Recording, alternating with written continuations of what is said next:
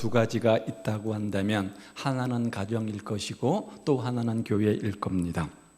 하나님은 가정과 교회를 통해서 넘치는 은혜를 베풀어 주시기 때문입니다. 따라서 성도들이 이 땅에서 풍성한 축복의 삶을 누리기 원한다면 가정이 건강해야 되고 교회의 영적 공동체가 건강해야 한다는 거죠. 가정이 무너지면 그 결과 사회가 무너지게 되어지고, 사회가 무너지면 결국 국가나 모든 것들이 무너지게 되어집니다. 세계를 제패했던 로마 제국이 멸망했던 직접적 원인은 단순히 정치적인 이유나 군사적인 이유라기보다는 성적인 타락으로 가정이 무너졌기 때문이라고 합니다. 그래서 당시 로마의 유명한 철학자인 세네카는 이렇게 말했죠. 로마의 애국자들이여, 가정으로 돌아가십시오. 그리고 가정을 지키십시오. 가정의 중요성을 역설한 겁니다. 노벨상 수상자인 솔제니치는 공산주의 국가들이 붕괴된 원인을 가리켜서 그들이 가정을 무시했고 교회의 중요성을 가소평가했기 때문이다, 이렇게 피력한 바 있습니다. 사단은 오늘도 교회와 가정을 끊임없이 공격합니다. 그래서 오늘날 교회와 가정 안에 문제가 얼마나 많습니까? 어떻게 보면 가장 문제가 없고 가장 평안해야 될 공동체인 가정과 교회 안에 그럼에도 불구하고 문제가 참 많이 있는 가정과 교회를 우리가 봅니다. 사단은 오늘도 수단과 방법을 가리지 않습니다. 어떻게 해서든 간에 성도들의 가정에 가라지를 뿌려놓고 있습니다.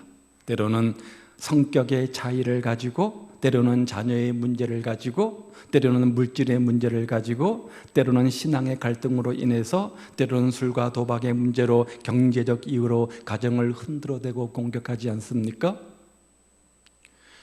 행복한 가정을 만들어가는 것, 우리 인생의 가장 소중한 것입니다. 가장 가치 있고 의미 있는 일이라는 거죠. 마귀는 우리의 가정 틈만 나면 깨어지기를 바라고 무너뜨리기를 원하지만, 하나님은 우리 가정이 예수님 안에서 하나 되고 행복한 가정이 되기를 누구보다 원하신다는 거예요. 그래서 가정을 최소의 교회, 최초의 교회라 이렇게 말하지 않습니까? 그런데 이 행복한 가정은 누가 만들어 주는 것이 아니라 가정 구성원 모두가 노력을 해야 되는 겁니다. 노력 없이 이루어지는 것은 없습니다. 아무리 아름다운 정원이라고 할지라도 가꾸지 않으면 금방 잡초가 우거지는 것처럼 우리 가정도 마찬가지라는 거예요. 그렇다면 여러분의 가정은 행복하십니까? 여러분 가정이 행복한 가정? 여러분 가정이 천국과도 같은 가정 되기 위해서 오늘 우리에게 필요한 삶의 조건, 그 요소들이 있다면 어떤 것들이 있을까요? 오늘 말씀을 통해서 행복한 가정을 이루는 비결이 무엇인지 성경을 통해서 우리가 교훈받고, 우리 모든 가정들도 이런 행복한 가정이 될 수 있기를 우리 주님의 이름으로 축복을 드립니다. 자, 오늘 본문이 행복한 가정에 대해서 교훈하는 것이 무엇입니까? 첫 번째 교훈은, 첫 번째 원리는 신앙 제1의 원리입니다. 우리 가정이 행복한 가정이 되기 위해서 첫 번째 가져야 할 원리는 신앙 제1의 원리라는 거죠. 16절 말씀을 보십시오. 어떻게 시작이 되느냐? 가산이 적어도, 살아가는 동안 물질과 생업의 축복이 부족하다고 할지라도 여호와를 경외하는 것이 부하고 낫다, 이렇게 말씀하고 있지 않습니까? 이 말은 가정의 행복은 물질의 소유에 있는 것이 아니라는 겁니다. 하나님을 경외하고 하나님을 인정하고 하나님을 의식하며 사는 가정이 행복한 가정이라는 거죠. 우리가 솔로몬을 기억합니다. 솔로몬의 위대한 신앙은 누구에게서 물려받은 겁니까? 아버지 다윗이잖아요.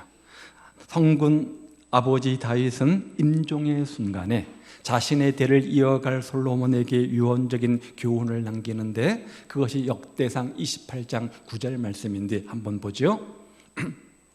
읽어봅니다. 시작. 내 아들 솔로몬아, 기쁜 뜻으로 섬길지어다. 여호와께서는 모든 마음을 감찰하사 모든 의도를 아시나니, 너가 만일 그를 찾으면 만날 것이요 만일 너가 그를 버리면 그가 너를 영원히 버리시리라. 무슨 말이에요? 다윗은 솔로몬에게 하나님을 알라, 하나님을 기쁜 마음으로 섬기라, 하나님만 의지하라, 이렇게 늘 하나님과 함께하는 삶을 살라라고 권면합니다. 마지막 임종의 순간에 사랑하는 아들에게 왕권을 물려주면서 하고 싶은 말이 얼마나 많이 있었겠습니까? 사랑하는 아들아, 정치는 이렇게 하는 거야. 사람은 이렇게 다스려야 돼.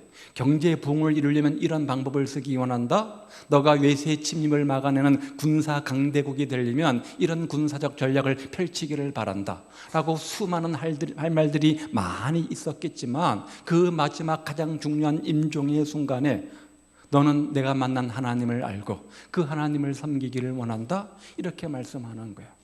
그 중요한 순간에 이런 권면을 하는 이유가 뭐냐? 다윗은 경험한 거예요. 다윗은 그 인생 속에 체험한 거예요. 하나님을 믿고 섬기는 것이 얼마나 중요한 것인지, 내가 내 삶을 살아가면서 누구를 신앙하는 것이 얼마나 중요한 것인지, 무엇을 신앙하느냐에 따라서 인생의 성패가 좌우된다는 것을 너무나 잘 알고 있었다는 거예요. 그래서 내 인생의 선한 목자 되셨던 주님, 내 인생의 우편의 그늘 되셨던 주님, 나의 힘이 되셨던 주님, 내 인생의 요새와 방패가 되셨던 그 주님, 그 주님을 너도 네 삶 속에 체험하기를 원한다. 그것이 바로 가장 중요한 것이다, 이렇게 힘주어 강조하는 것 아닙니까? 사랑하는 여러분, 비록 가산이 적어 경제적으로 궁핍한 가정이라고 할지라도, 우리 가정이 재물적으로 넉넉한 가정이 아니라고 할지라도 결코 놓치면 안 되는 것 한 가지 있는데, 하나님을 경외하는 거예요. 하나님을 경외하는 거예요. 주님을 신앙하며 섬기는 것이야말로 어떤 물질적 부유함과도 바꿀 수 없다는 것을 지금 다윗이 우리에게 도전하는 것 아닙니까? 그래서 예레미야 17장에 보면 예레미야 선지자가 우리에게 이렇게 도전하는데요, 읽어봅니다. 시작. 무릇 사람을 믿으며 육신으로 그의 힘을 삼고 마음이 여호와께서 떠난 그 사람은 저주를 받을 것이나, 그러나 무릇 여호와를 의지하며 여호와를 의뢰하는 그 사람은 복을 받을 것이라. 누가 복을 받는다고요? 여호와를 의지하며 여호와를 의뢰하는 사람입니다. 이것을 다른 말로 말하면 하나님을 경외하는 겁니다. 우리가 이 말씀을 통해서 우리가 어떻게 이 땅에서 행복한 가정을 이룰 수 있을까? 하나님을 경외하는 가정 되는 거예요. 다른 말로 말하면 하나님을 의지하고 하나님을 의뢰하고 주신 말씀 따라 순종하며 사는 가정이 되어질 때 하나님께서 그 가정을 축복해 주신다는 거예요. 영국의 BBC 방송이 영국의 역사상 많은 위대한 인물들이 있었는데 가장 위대한 지도자가 누구였을까? 국민들에게 설문조사를 해보았습니다. 이 설문조사에서 1위를 차지한 사람이 윈스턴 처칠경입니다. 그런데 그의 학창시절은 엉망이었다고 해요. 품행이 나쁘고 믿을 수 없는 아이, 희망이 전혀 보이지 않고 툭하면 다른 사람과 싸움질 하는 아이, 그런 문제였던 겁니다. 보통 영국의 유명한 인물 하면 누가 떠오릅니까? 유명한 극작가 셰익스피어가 떠오르지 않습니까? 그를 제치고 이렇게 최고로 존경받는 인물이 될 수 있는 결과, 그 비결이 뭘까라고 분석해 보았는데, 다른 것은 다 부족해도 처칠이 한 가지 중요한 장점이 한 가지 있었는데, 철저하게 하나님을 경외하는 자의 삶이었다는 겁니다. 기도의 사람으로 알려져 있는데요, 2차 대전 중에 전쟁터에서나 국회에서 늘 정치를 할 때마다 늘 하나님께 도움을 구하는 지도자였다고 합니다. 이러한 믿음이, 이런 하나님을 경외하는 믿음이 처칠을 가장 존경받는 인물이 되게 만들었다는 거죠. 이처럼 하나님을 경외하는 자가 하나님의 축복을 받습니다. 하나님을 경외하는 가정이 하나님의 축복을 받는 행복한 가정이 된다는 거예요. 사랑하는 여러분, 행복한 가정은 만들어가는 겁니다. 함께 만들어가는 겁니다. 무엇보다도 여러분이 하나님을 경외함으로 행복한 가정을 만들 수 있습니다. 주어진 환경 보고 낭망하지 마시고, 우리 가정은 왜 이럴까? 우리 가정의 현실은 왜 이럴까? 우리 가정의 환경은 왜 이럴까? 라고 탓하고 원망하지 마시고, 하나님을 경외함으로 하나님을 의지하며 하나님을 의뢰하는 마음을 통해서 행복한 가정을 이루어가는 여러분 되시기를 우리 주님의 이름으로 축복을 드립니다. 행복한 가정을 이루는 첫 번째 비결이 뭐라고요? 하나님 중심, 신앙 중심의 삶을 사는 겁니다. 두 번째는 그 다음 17절 말씀에 보니까 또 한 가지 원리는 가족 사랑의 원리입니다. 보십시오. 채소를 먹으며 어떻게 해요? 서로 사랑하라. 채소를 먹으며 서로 사랑하는 것이 살찐 소를 먹으며 서로 미워하는 것보다 낫다. 서로 가족 간의 사랑의 원리를 이야기하는 거죠. 한 동네에 앞뒷집으로 동시에 세 며느리가 들어왔습니다. 어느 날 앞집에서 시어머니가 소대 밥을 안 치고 새로 맞은 며느리에게 불을 떼라 이렇게 이야기를 합니다. 그런데 밥 짓는 경험이 한 번도 없었던 이 며느리는 밥솥에 물이 차고 넘치는 것도 모르고 그냥 계속해서 불을 막 떼는 겁니다. 어떻게 됐겠어요? 솥 안에 밥은 다 타서 냄새가 진동을 했고 전혀 먹지를 못합니다. 이러한 결과를 보면서 이 며느리가 얼마나 놀랐겠어요. 땅바닥에 주저앉아 펑펑 울고 있는데 그때 시어머니가 다가와서 이렇게 말하는 거예요. 얘야, 아이고 내가 물을 너무 적게 부어서 그렇게 된 거니까 너무 걱정하지 말거라. 다 그런 거란다라고 위로를 해줍니다.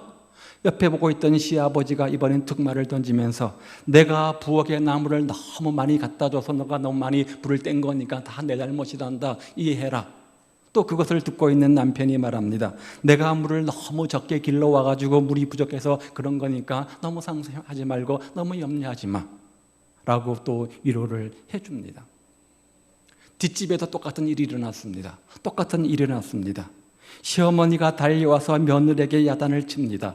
도대체 너는 시집 오기 전에 뭘 배워가지고 왔느냐? 여자가 하나같이 밥도 못 드느냐라고 막 야단을 칩니다. 며느리가 이런저런 변명을 하자 듣고 있던 시아버지가 너는 어디서 배운 버르장머리로 부모님께 대드냐고 막 야단을 칩니다.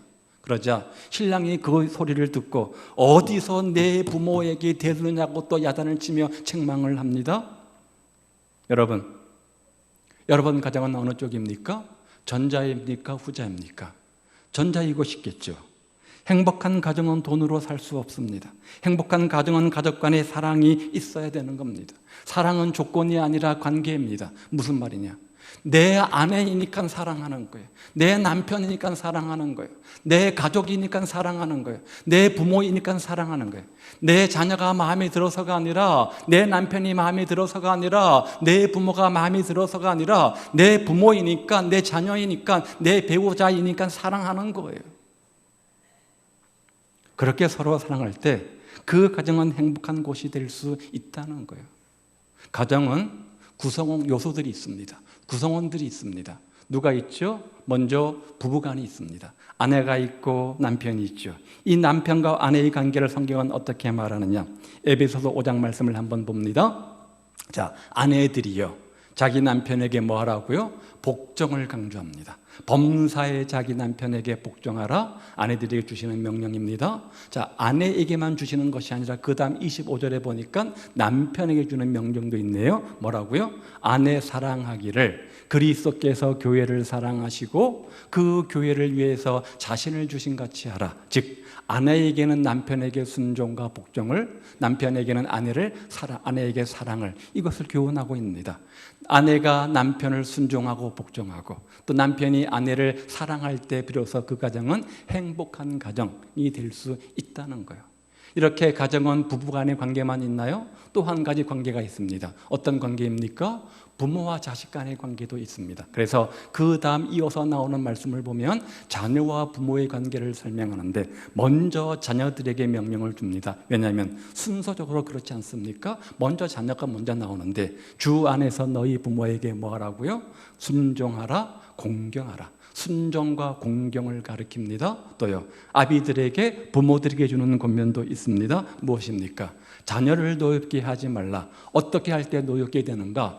자식은 내 자식이니까 내 마음대로 할 수 있다라고 생각하고 상스럽지 못할 말, 상처가 되는 말, 행동과 인격과 생각을 무시하고 도구로 삼을 때 자녀에게 노여움이 쌓게 되어집니다. 자녀를 있는 그대로 인격적으로 대하라는 것이죠. 그런 다음 교훈과 훈계로 양육하라 이렇게 말씀합니다. 즉 자녀들에게는 부모 공경을, 부모들에게는 자녀의 양육을 이렇게 부탁하고 있는 겁니다.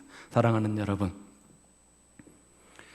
초라한 집에서 채소를 먹고 다소 불편한 생활을 한다고 할지라도, 우리 집안이 좋은 아파트에서 좋은 환경 속에 사는 집이 아니라고 할지라도, 가정이 가장 아름다운 삶의 터전이 되는 이유는 그곳에 그 어떤 대상도 줄 수 없는 사랑이 있기 때문입니다. 부부간에 진실한 사랑이 있습니다.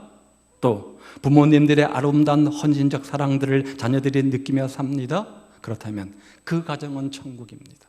그러면 그 가정은 행복한 가정입니다. 그런데 가정생활을 하면서 가장 이해되지 못하고 지나가는 대상이 있다고 한다면 우리의 부모 아닙니까? 역설적으로 가장 많은 이해와 존경의 대상이어야 됨에도 불구하고 그렇지 못하는, 그 중에서도 특별히 우리 어머님들이 아닌가라고 생각이 듭니다. 20절 말씀에 보면 어미를 없인 여긴다고 했어요. 미련한 사람은 어미를 없인 여긴다고 했어요. 자식들 중에서 자식들에게 가장 많이 듣는 말 중에 뭐냐면 몰라도 돼. 엄마는 몰라도 돼. 엄마는 몰라도 돼. 다 내가 알아서 할 거야. 상관하지 마. 모르면 가만히 있어. 라고 무시하고 상처 주는 말이라고 합니다. 심순덕 님이 지은 시 가운데 엄마는 그래도 되는 줄 알았습니다 라고는 시가 있는데요, 제가 읽어드리는 것보다도 한번 영상으로 보는 것이 더 좋을 것 같습니다. 한번 보죠.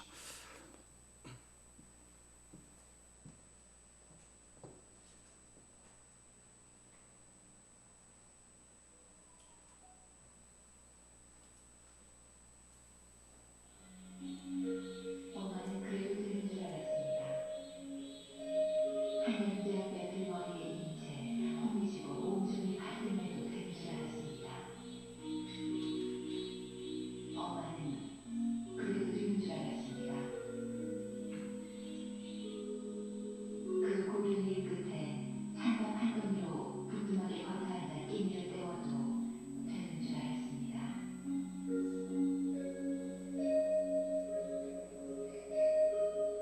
엄마는 그래도 되는 줄 알았습니다. 한겨울 꼼꼼한 맨배 맨손으로 빨래를 해도, 그래서 동산 가시날이 없어도 되는 줄 알았습니다.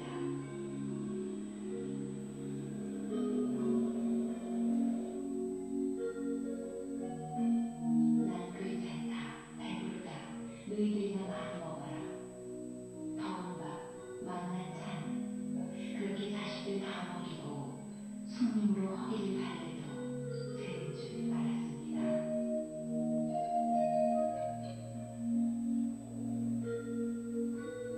엄마는 그래도 되는 줄 알았습니다. 발뒤꿈치가 주위에 헤쳐 이불이 소리를 내고 손톱이 깎을새조차 없게 달아 문드러져도 되는 줄 알았습니다. 엄마는 그래도 되는 줄 알았습니다. 술 좋아하는 아버지가 허공에 추적을 하고 철부지 자식들이 속을 썩여도 되는 줄 알았습니다.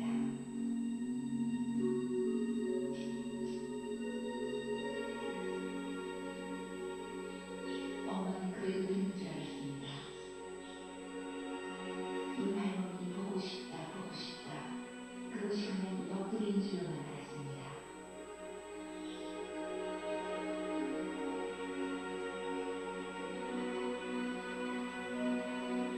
어느 날 아무도 없는 집에서 우리 할머니 사진에 손을 들고 소리지르 우는 엄마를 보고도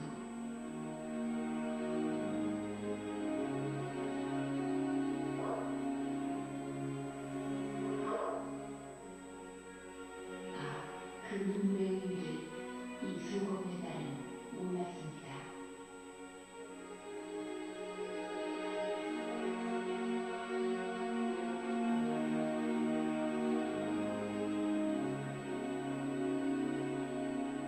내가 엄마가 되고 엄마가 낡은 액자 속 사진으로만 우리 곁에 남았을 때 비로소 엄마는 그러면 안 되는 것인 줄 알았습니다. 엄마는 그러면 안 되는 것이었습니다.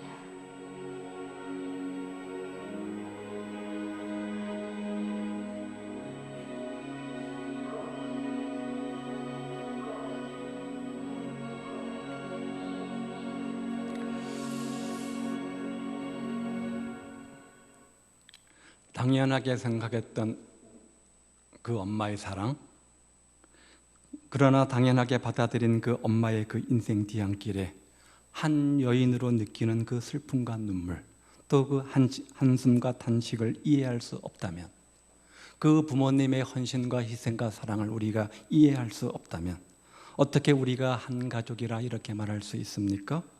우리 가정에 이런 사랑이 있습니까? 저는 어저께 정말 힘들고 안타까운 장례식을 인도하고 왔습니다. 사랑하는 아내를 떠나보내고 사랑한 어머니를 불의의 사고로, 그것도 시신도 찾지 못한 채 드리는 장례식이어서 더욱더 마음은 안타까웠습니다. 고인의 죽음을 애도하기 위해서 수백 명의 사람들이 함께 모여서 예배드리는 자리였지만 이미 고인이 된 것 무슨 의미가 있습니까? 가족의 답사 시간에 하나같이 가족들이 이런 이야기를 합니다. 언제나 내 옆에 있을 줄 알았습니다. 희생과 헌신 너무나 몰라주고 당연한 것으로 생각했습니다. 힘들다 어렵다라고 말하면 또 그 소리 하네라고 치부했다는 거죠. 이럴 줄 알았으면 사랑합니다, 감사합니다, 따뜻한 말 한마디 더 할 걸, 너무나 후회만 남습니다. 장례식을 마치고 제 손을 꼭 잡고 목사님 정말 있을 때 잘해, 목사님 있을 때 잘해, 그 소리가 하루 종일 제 귀에 들립니다. 사랑하는 여러분, 내 배우자가 내 옆에 있을 때 잘하십시오. 내 사랑하는 부모가 내 옆에 있을 때 잘하십시오. 천년만년 내 배우자가, 내 사랑하는 부모가 내 옆에 있을 것처럼 생각하지만 그렇지 않을 겁니다. 죽고 사는 문제가 아니면 이해 못할 건 뭐 있겠습니까? 용서 못할 건 뭐 있겠습니까? 여러분의 가정은 어떻습니까? 오늘 20절은 어미를 업신여기지 말라 이렇게 말씀합니다. 우리가 회복할 사랑이 무엇입니까? 가족 간의 대화가 없고 또 서로의 아픈 마음을 알아줄 수도 없고 함께 눈물을 흘릴 수 없는 가정이라고 한다면 그 가정 진정한 가정이라 말할 수 없을 겁니다. 비록 세상에 속한 것, 육신적인 것이 조금 부족하다고 할지라도 그 안에 사랑만 있다고 한다면, 부부 간의 사랑, 부모와 자식 간의 끈끈한 사랑이 있다고 한다면 모든 것들을 극복할 수 있겠지만, 사랑이 없으면 모든 것을 가지고 있음에도 불구하고 아무것도 아니라는 사실을 기억하십시오. 우리 힘만 가지고 힘들겠지만 주님 안에서 가족끼리 서로 사랑하여 아름답고 행복한 가정을 이루는 여러분 되시기를 바랍니다. 남편은 아내를 사랑하고, 아내는 남편을 존경하고, 자식은 부모를 존경하고 공경하고 순종하고, 부모는 자녀를 신앙 안에서 믿음으로 양육하는 그런 아름다운 믿음의 명문 가문 이루시기를 우리 주님의 이름으로 축복을 드립니다. 가족 간의 끈끈한 사랑이 있을 때 그 가정은 행복한 가정이 되는 겁니다. 세 번째 비결은 그 다음 20절 말씀에 보니까 부모 공경의 원리를 말하는데, 지혜로운 아들은 아비를 즐겁게 하지만 미련한 자는 어미를 업신여긴다 이렇게 말해요. 부모 공경을 이야기하는 겁니다. 부모 공경을 이야기하는 겁니다.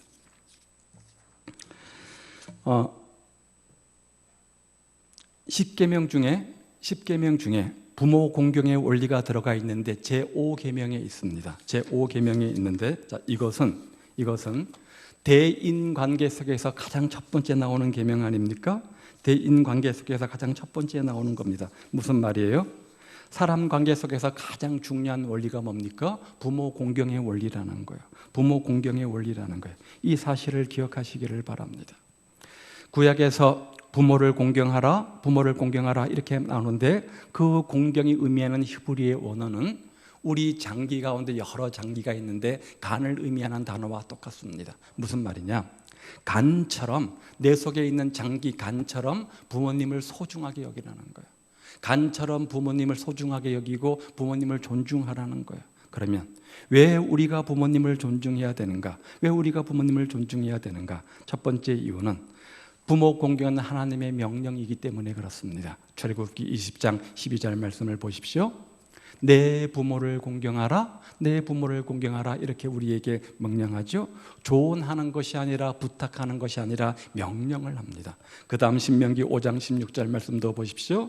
내 부모를 공경하라, 내 부모를 공경하라. 자, 그러면 구약에만 이것이 나옵니까? 신약 성경도 한번 볼까요? 에베소 내 아버지와 어머니를 공경하라. 이것이 약속이 있는 첫 계명이다. 부모 공경을 우리에게 이야기해 주고 있지 않습니까? 부모 공경은 하나님의 첫 번째 계명, 약속이 있는 계명이기 때문에 당연히 우리는 부모님을 공경해야 된다는 거예요. 또 한 가지 이유는 에베소서 6장 1절 말씀에 보면 부모 공경이 인간의 마땅한 도리라는 거예요. 자녀들아, 주 안에서 너희 부모에게 순종하라. 이것이 옳으니라. 부모 공경, 부모 순종하는 것이 마땅한 도리라는 거죠. 마땅한 이치라는 거죠. 인간의 마땅히 해야 될 일이라는 거예요. 새 중에 까마귀가 있습니다. 새끼일 때는 어미의 도움을 받습니다. 어미가 잡아다 주는 먹이를 먹고 무럭무럭 잘 자라서 이제 때가 되면 독립을 합니다. 스스로 먹이도 잡고 이제 생존을 하게 되어지는 거죠. 그런 시간이 흐르면 이제 무슨 문제가 생깁니까? 어릴 때 자기에게 먹이를 물어다 주는 어머니가 병들고 노쇠돼서 전혀 먹이 활동을 할 수 없게 되어집니다. 그러면 이 까마귀는 자기를 먹이고 입히고 키워준 그 엄마의 사랑에 감사하고 보답하는 의미로 이제 자기가 먹이를 잡아서 벌레를 잡아서 그 어미새에 먹인다고 합니다. 그래서 이 속에서 어떤 단어가 나오냐면 반포보온이라는 단어가 나왔죠. 반포보온이라는 단어가 나왔죠. 은혜에 보답하는 삶을 산다는 거예요. 한갓 미물의 까마귀도 자기 부모를 공경할 줄 아는데 우리 인간이 그렇게 하지 못한다고 하는 것은 도리에 맞지 않는 어긋난 행동이라는 거예요. 따라서 부모를 섬기고 공경하는 것 마땅한 인간의 도리라 성경은 이렇게 말합니다. 따라서 우리는 부모님께 순종해야 됩니다. 부모를 공경해야 됩니다. 또 한 가지 이유가 있습니다. 그 다음 에베소서 6장 2절과 3절 말씀해 보니까 부모를 공경하라. 이로써 너가 잘되고 땅에서 장수하리라. 땅에서 잘된 것, 번성하고 성공한다는 것이죠. 또 땅에서 건강하게 오래 살 수 있다 이렇게 말씀합니다. 그러므로 반드시 부모를 공경할 때 이 축복을 누리게 되어지는 겁니다. 그러면 어떻게 하는 것이 부모를 공경하는 겁니까? 어떻게 하는 것이 부모를 소중하게 여기는 삶입니까?